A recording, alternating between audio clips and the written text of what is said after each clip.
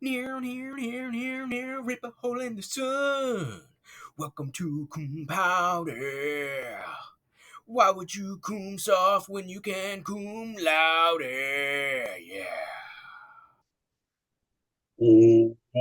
Welcome to Cum Laude. Cum Laude. Oh, we're back, baby. We are back. It's been a 3 week hiatus, a lot going on. We were dealing with some FCC violations due to language and inappropriate image use that were unauthorized, broadcasting in across the Bering Strait, which I guess is frowned upon. We now know that, so apologize for our listeners up there in Siberia. But we're back, baby. Cum laude, cum paude time.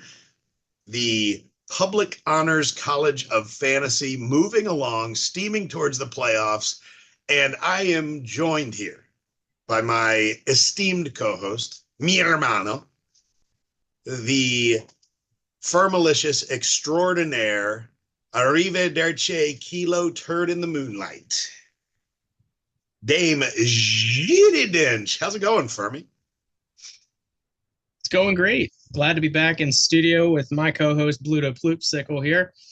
Getting ready for a show. It has been a while. We had some solo pow days, and we're back at it again with the white vans, as they say, to drill into the league. We're going to catch up a little bit this week, talk about some trades that have happened over the last really 2 months that we've kind of missed talking about it.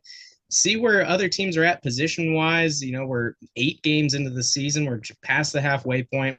We're starting to see some shakeouts, see where some teams might be ready to say, all right, I'm done this year. Maybe I'm going to move on. And the other teams that are on the cusp there, got a log jam in the standings, really opportunity for movement for about 5, 6 teams there, and see whether they're going to make a move or not. And then, as per usual, we're going to talk about this week, talk about the matchups. There's some good key matchups this week that can really shake out the standings even further than we're at today. So excited for laying down this holiday for our listener.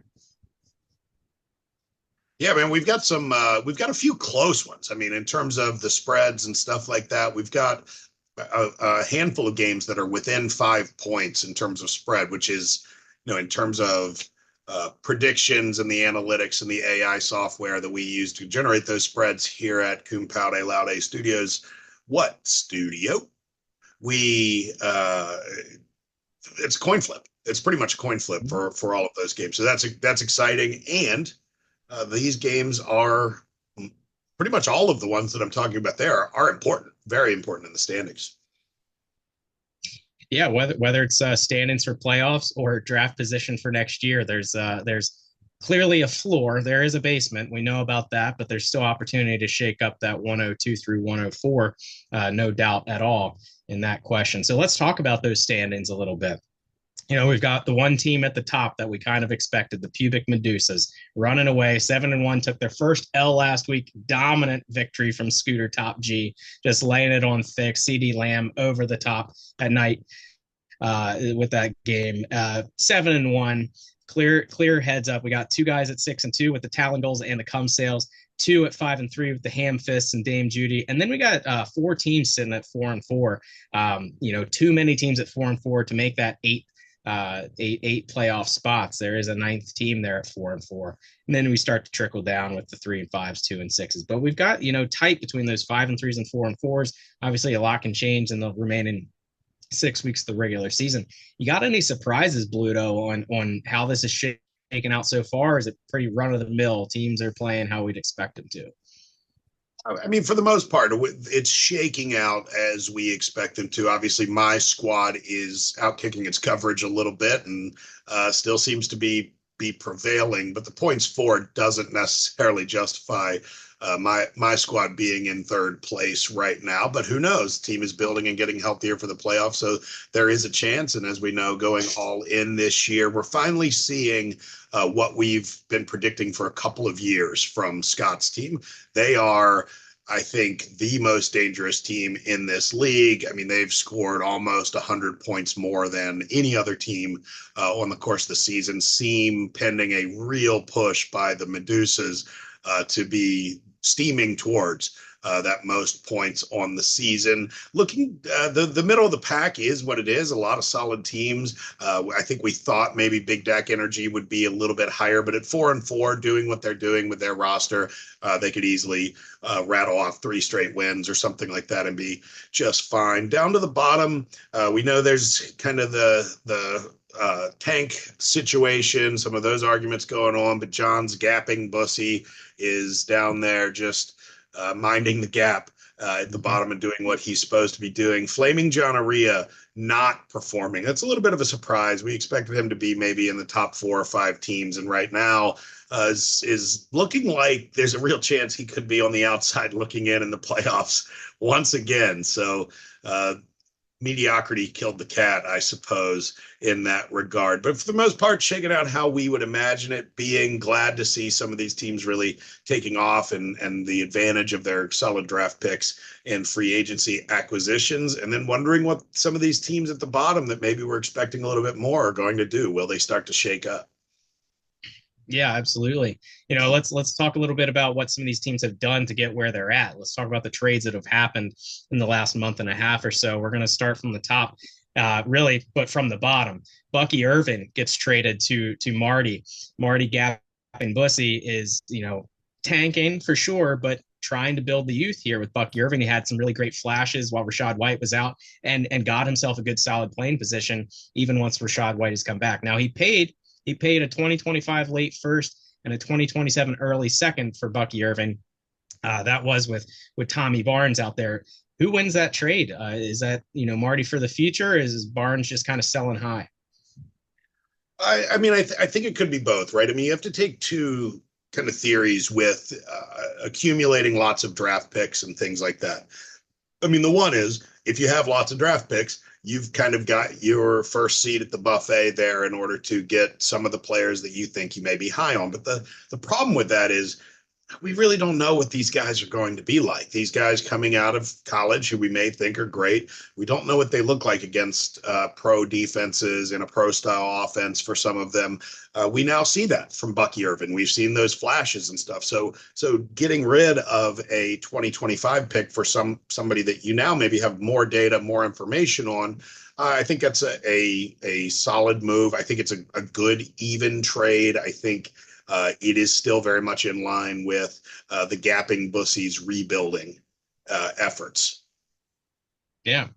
Next one, not as big of a flash in the pan, but Michael J. Fox and a 2025 early 3rd round pick for a 2025 mid-late 2nd pick. That was Ron Sword trading Kobe Parkinson's disease over to Hammy Hamthus. Now, that was definitely a sell high on Parkinson, who was just a target monster while both Kupp and Puka were out for the Rams. What do you think about that one?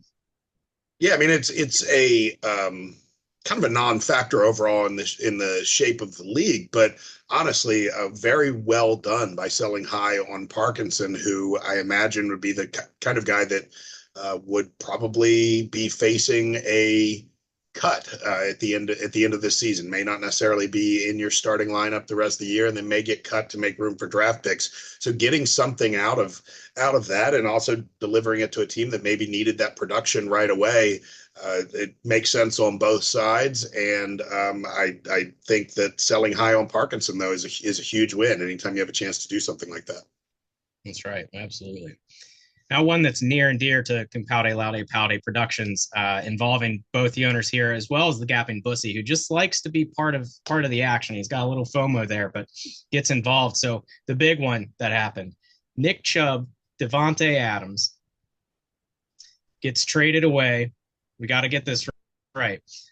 He gets for those essentially 2025, what should be a late first, a 2027, which should be a late first.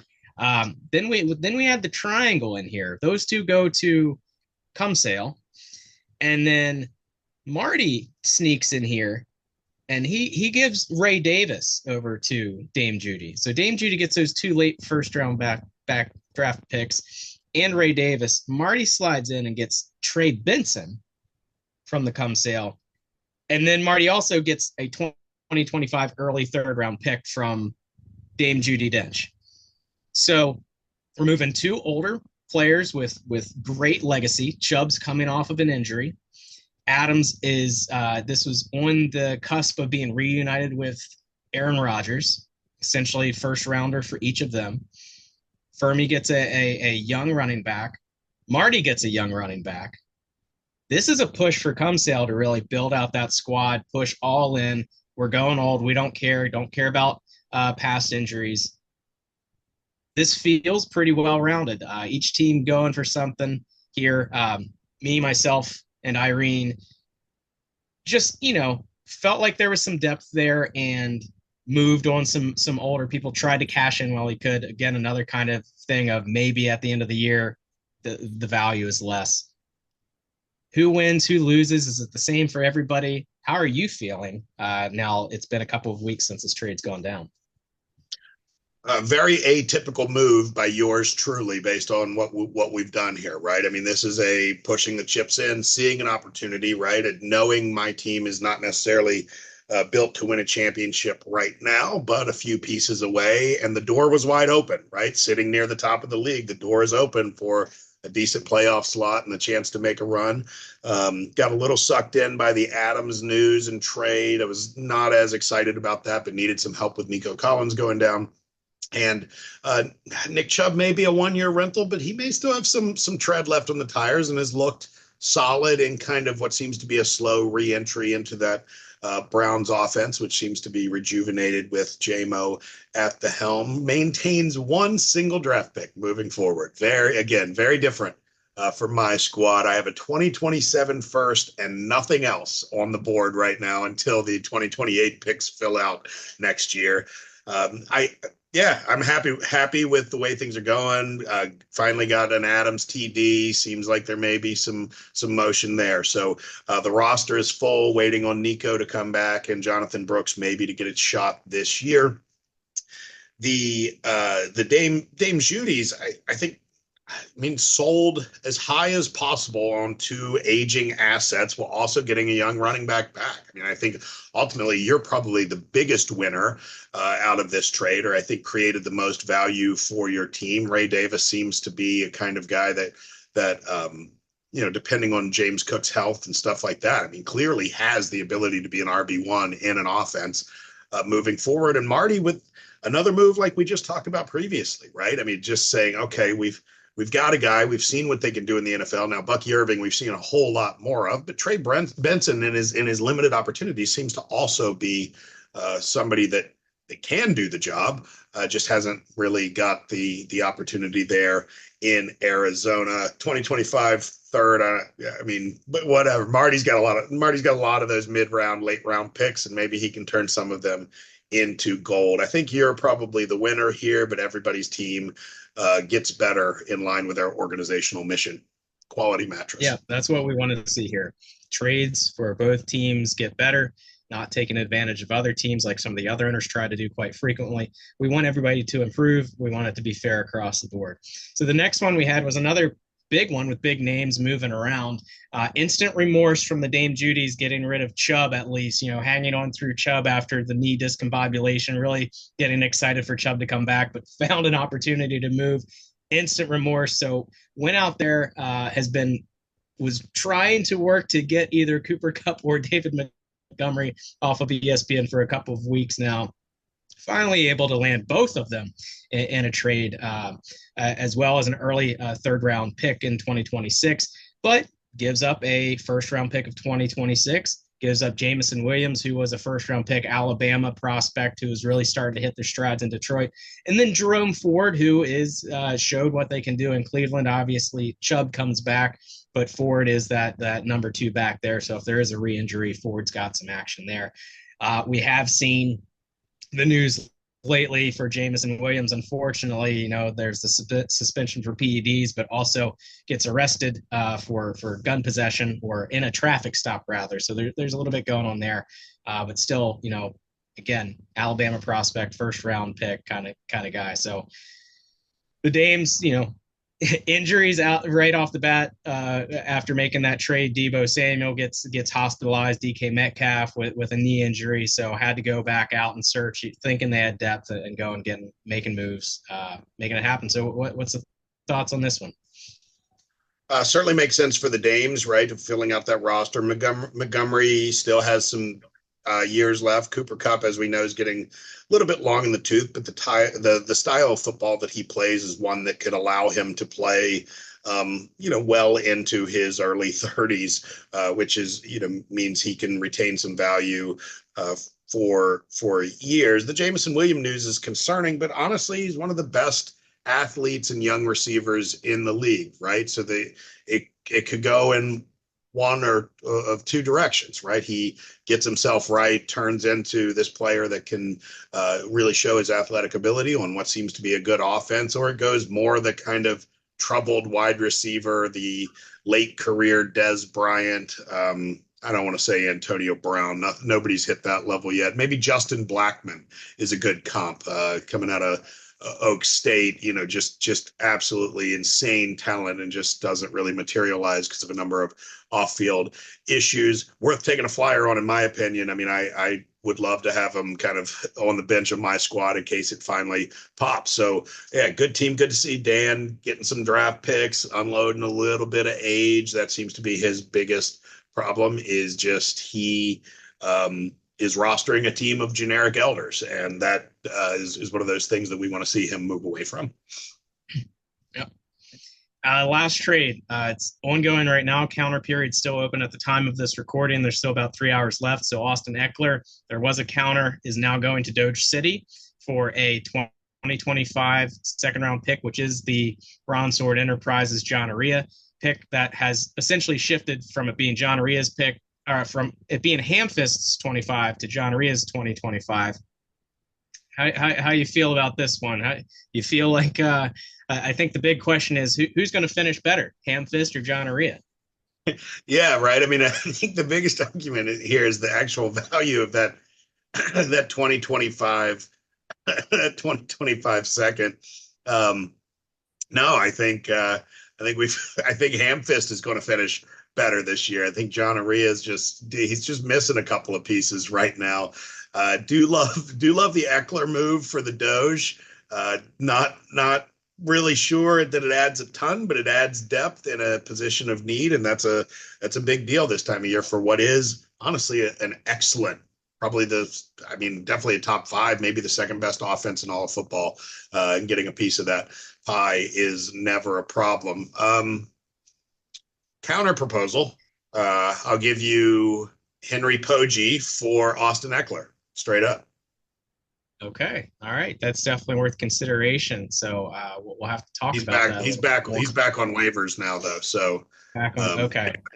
Yeah, he's back on waivers, but Lore Biff. So that might be a conversation for Doge City, maybe in value next week. Per chance.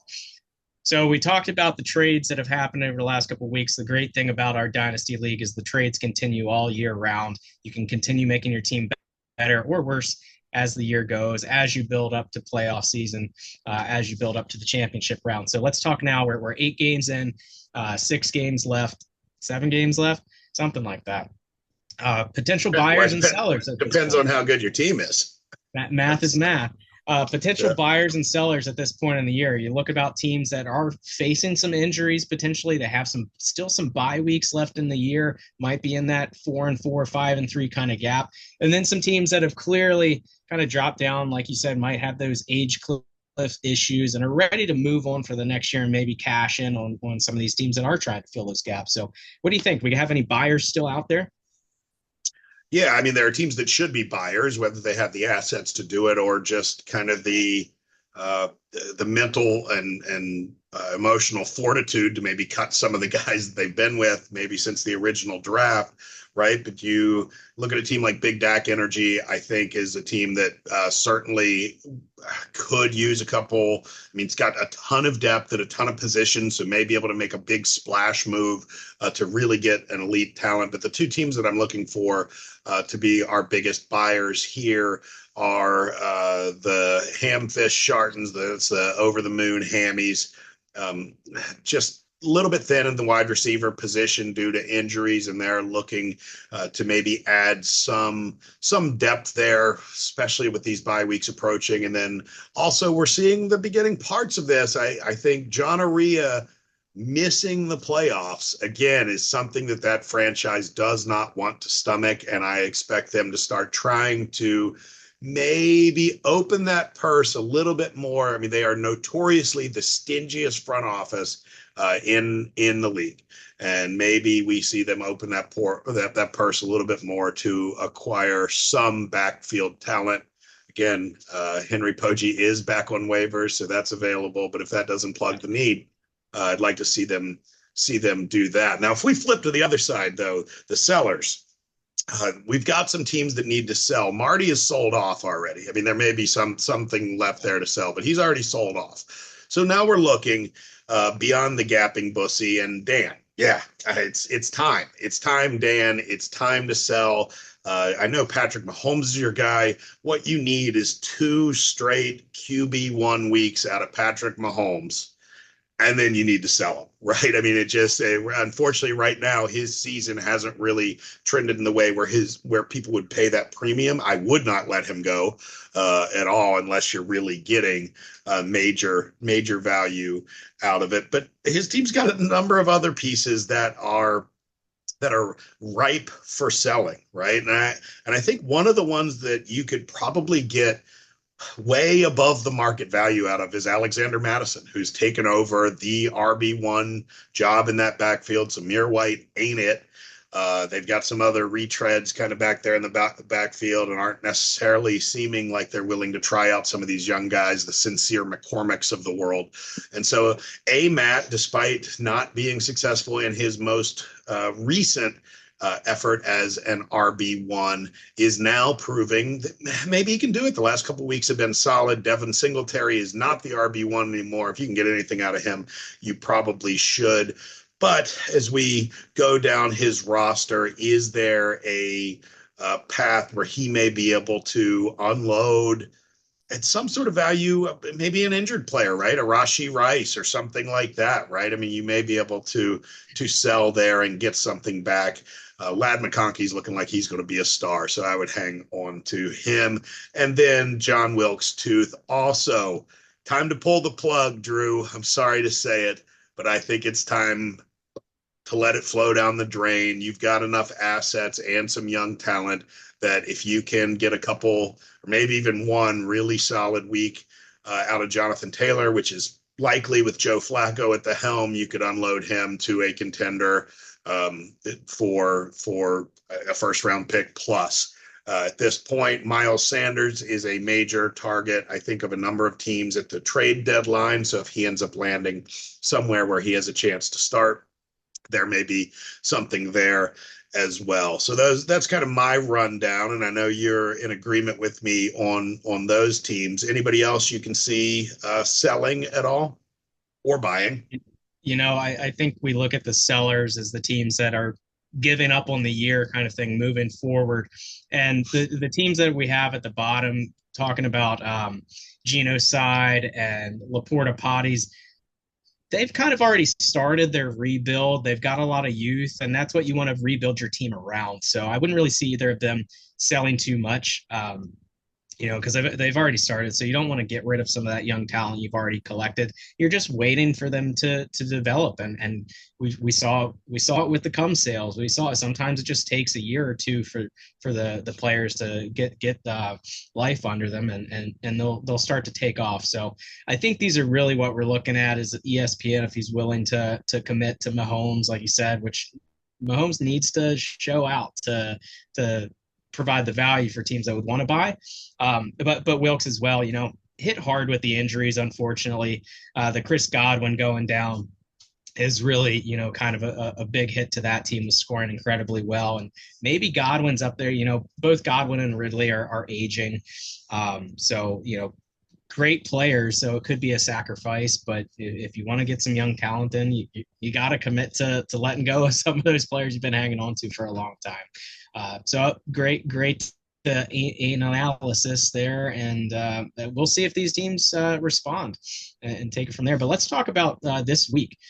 We want to wrap up the show today, just running through what we've got this week, because we did talk about, we've got some key matchups that can, as they say with the Masters, it's moving day. This will separate the standings. We've got Dame Judi Dench versus the Cum Sales. We got a 6-2 versus a 5-3. We've got a couple players already faced off. Aaron Rodgers versus Devontae Adams. A little bit of cancellation there. Aaron Rodgers started with probably, I think, the least amount of yards he's ever had in the first half of the game, and then ended up with 3 touchdowns. So the Judys have a slight lead going into this weekend. But what are you thinking between the brotherly matchup here? Man, I feel like I went to bed last night and Sleeper had us at kind of like a 51-49 or 52-48 winning percentage in favor of you.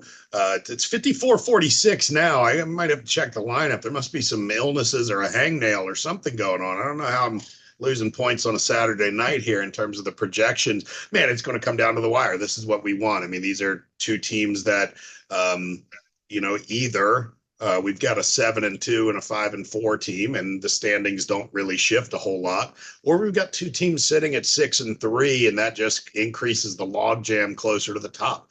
We'd love to see it. Obviously, I want to win, baby. I want to win. So we'll see.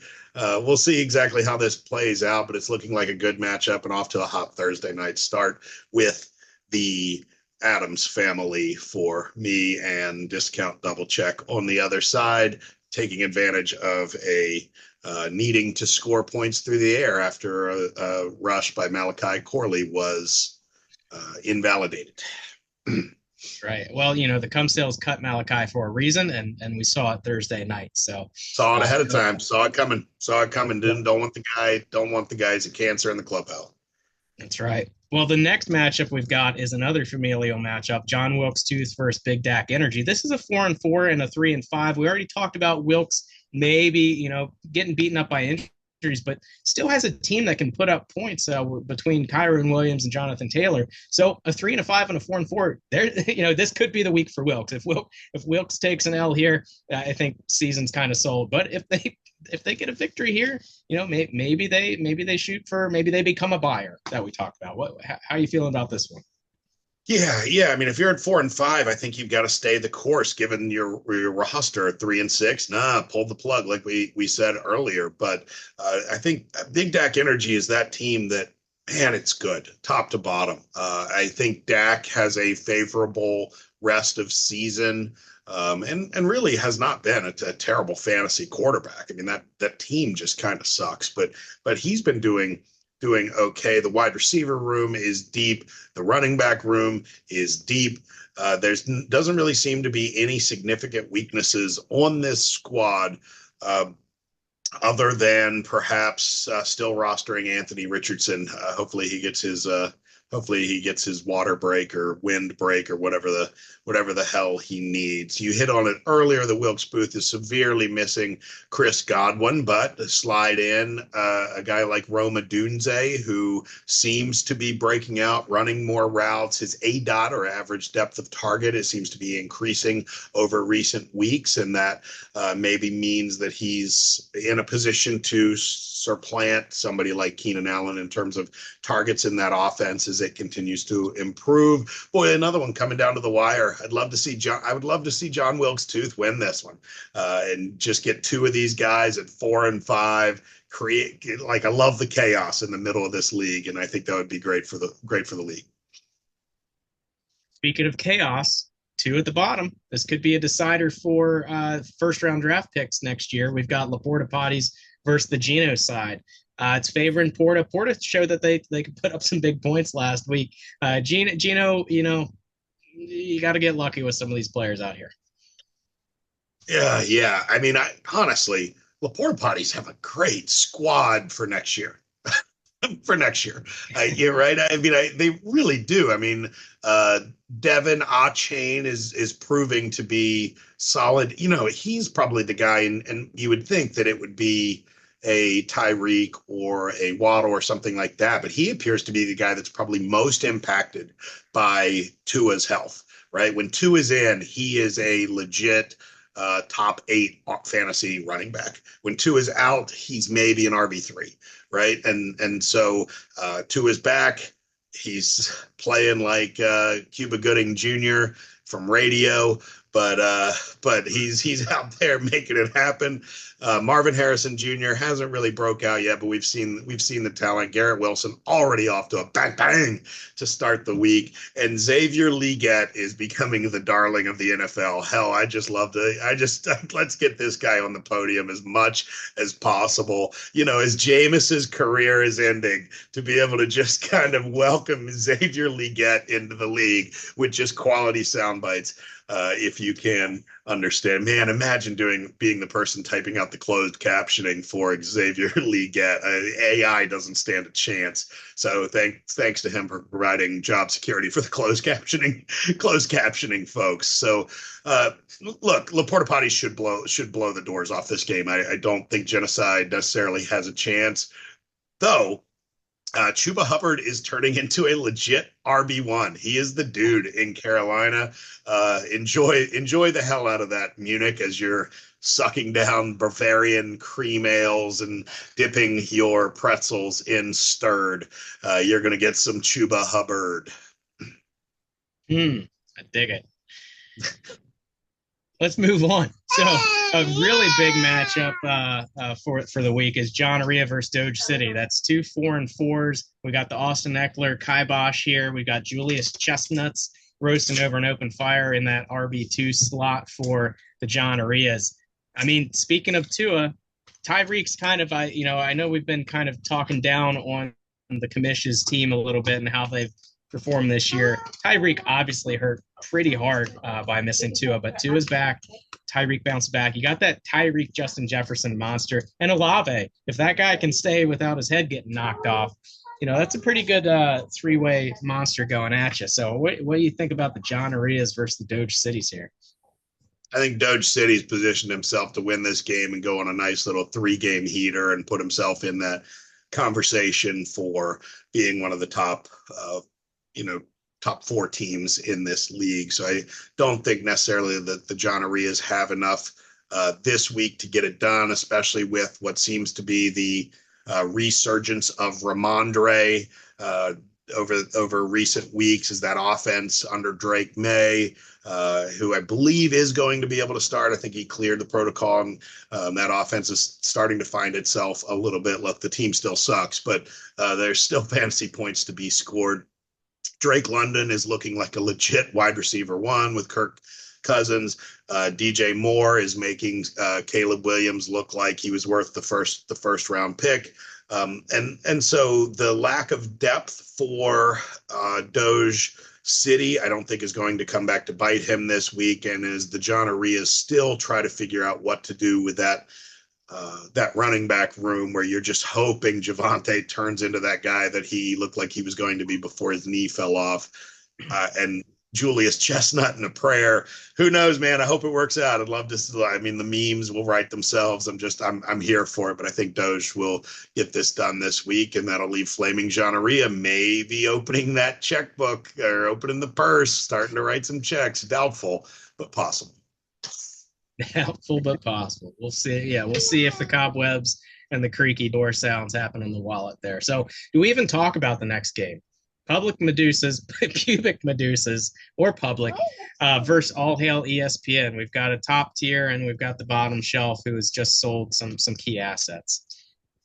Yeah, I mean, it's supposed to be a blowout, and it will be a blowout. That's about all we have to say to this. I mean, we can break down the roster a little bit. The Pubic Medusas, I mean, at some point, the Pubic Medusas have got to consider selling some of these assets, because so many of these guys are aging in a way that it's okay to get caught holding the bag on a player or two, right? But if you get caught holding the bag on like 5 players after a season, that guts your team, right?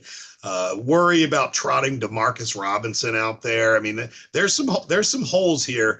Unfortunately, ESPN doesn't have what it takes to exploit those holes this week when you're praying for Devin Singletary to go nuts in Germany. Man, I don't know. The battle of the bulge is going to be a failure. Well, let's talk about another key matchup of this week. We've got the Harry Hamfist Shartons 5-3 going against Beth's Healthy Twins 4-4. Hamfist has been fighting through injuries, lost Pacheco early in the year, just lost Christian Kirk, just lost another wide receiver to injury. So trying to fill in those gaps with some players that maybe weren't planned to play this year. Tyrone Tracy has been a great fill-in. Kareem Hunt was a waiver wire pickup who's been playing very well for Kansas City.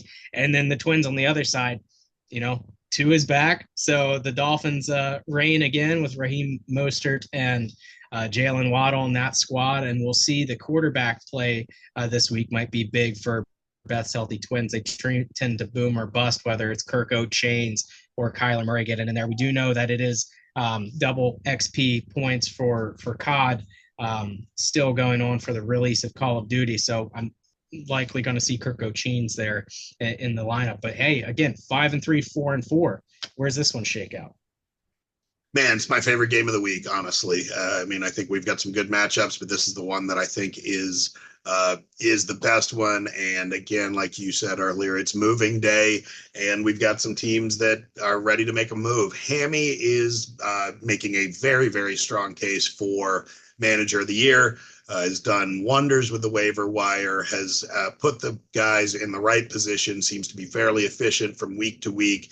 DeAndre Swift all of a sudden looks like a real football player. I don't know where that's been for 2 years, but he looks like a legitimate threat to score on a lot of plays.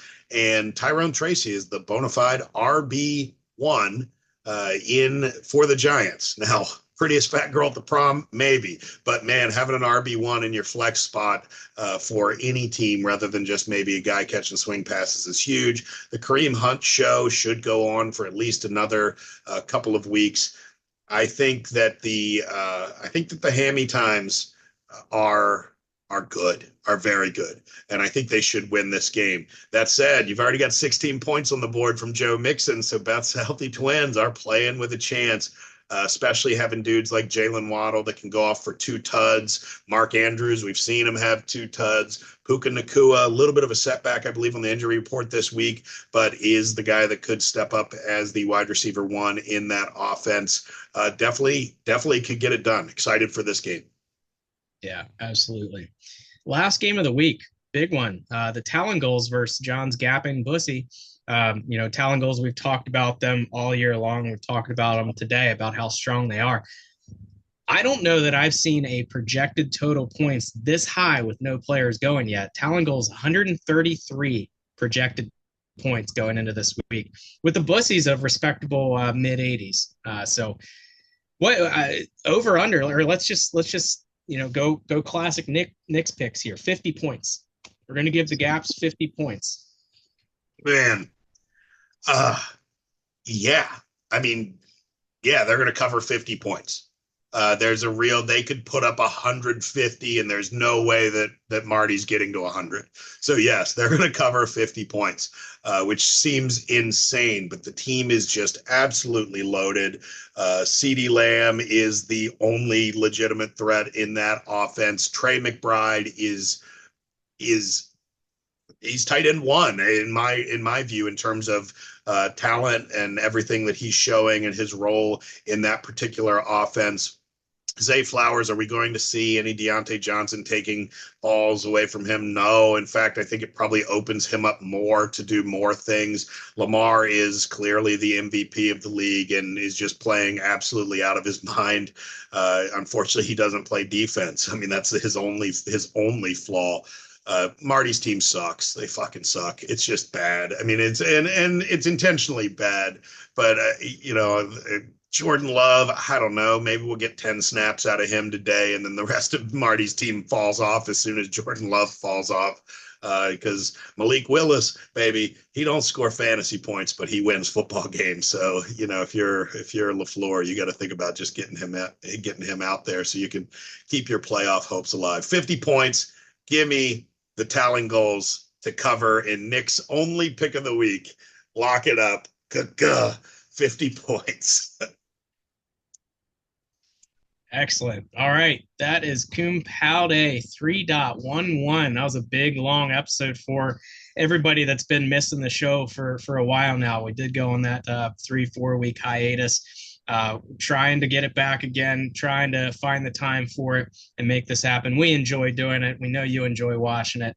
We'll get this spun up. It's 9 a.m. on Sunday right now as we are closing out this production. So as long as my computer can process it fast enough, we should get this out before the start of games at 1 p.m.